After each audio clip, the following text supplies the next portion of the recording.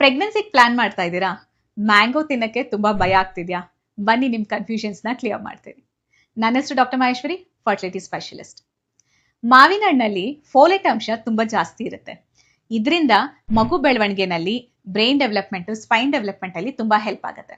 Egg development ಮತ್ತೆ sperm development ಅಲ್ಲೂ help ಆಗುತ್ತೆ. ಬೀಟಾ ಕೆರಟಿನ್ ಅಂಶ ಜಾಸ್ತಿ ಇರೋದ್ರಿಂದ ಹಾರ್ಮೋನ್ ರೆಗ್ಯುಲೇಷನ್ಸ್ ಹೆಲ್ಪ್ ಆಗುತ್ತೆ. ವಿಟಮಿನ್ ಸಿ ಅಂಶನೂ ಜಾಸ್ತಿ ಇರೋದ್ರಿಂದ ಸ್ಪರ್ಮ್ ಕ್ವಾಲಿಟಿ ಇಂಪ್ರೂವ್ ಆಗುತ್ತೆ. ಪ್ಲಸ್ ಸ್ಪರ್ಮ್ಸ್ ಅಲ್ಲಿ DNA ಬ್ರೇಕೇಜಸ್ ಅವಾಯ್ಡ್ ಆಗುತ್ತೆ. ಇಂಪಾರ್ಟೆಂಟ್ ವಿಷಯ ಏನಪ್ಪಾ ಅಂದ್ರೆ ಇದರಲ್ಲಿ ಶುಗರ್ ಅಂಶ ಜಾಸ್ತಿ ಇರೋದ್ರಿಂದ ಯಾರಿಗೆ PCOS ಇದೆ, ಡಯಾಬಿಟಿಸ್ ಇದೆ, ತೂಕ ಜಾಸ್ತಿ ಇದೆ ಅಂತವರಲ್ಲಿ ಇನ್ಸುಲಿನ್ ಸ್ಪೈಕ್ ಬೇಗ ಆಗಿ ಶುಗರ್ ಜಾಸ್ತಿ ಆಗೋ ಚಾನ್ಸಸ್ ಇರುತ್ತೆ. ಸೊ ದಿನಕ್ಕೆ ಒಂದು ಮಾವಿನ ಹಣ್ಣನ್ನ ತಿನ್ಬಹುದು ಅಥವಾ ಒಂದು ಸ್ಮಾಲ್ ಬೌಲಲ್ಲಿ ಆಗಷ್ಟು ಹಣ್ಣನ್ನ ತಿನ್ಬಹುದು. ಆದಷ್ಟು ಜ್ಯೂಸ್ ಅಥವಾ ಮಿಲ್ಕ್ ಶೇಕ್ಸ್ನ ಅವಾಯ್ಡ್ ಮಾಡಿ. ಸೊ ಪ್ರೆಗ್ನೆನ್ಸಿ ಪ್ಲಾನ್ ಮಾಡಬೇಕಾದ್ರೆ ಮಾವಿನ ಹಣ್ಣನ್ನ ನೀವು ತಿನ್ಬೋದು, but moderation is the key. ಈ ಇನ್ಫಾರ್ಮೇಶನ್ ನಿಮ್ಗೆ ಇಷ್ಟ ಆದಲ್ಲಿ ನಮ್ಮ ಪೇಜ್ನ ಫಾಲೋ ಮಾಡಿ. ಧನ್ಯವಾದಗಳು.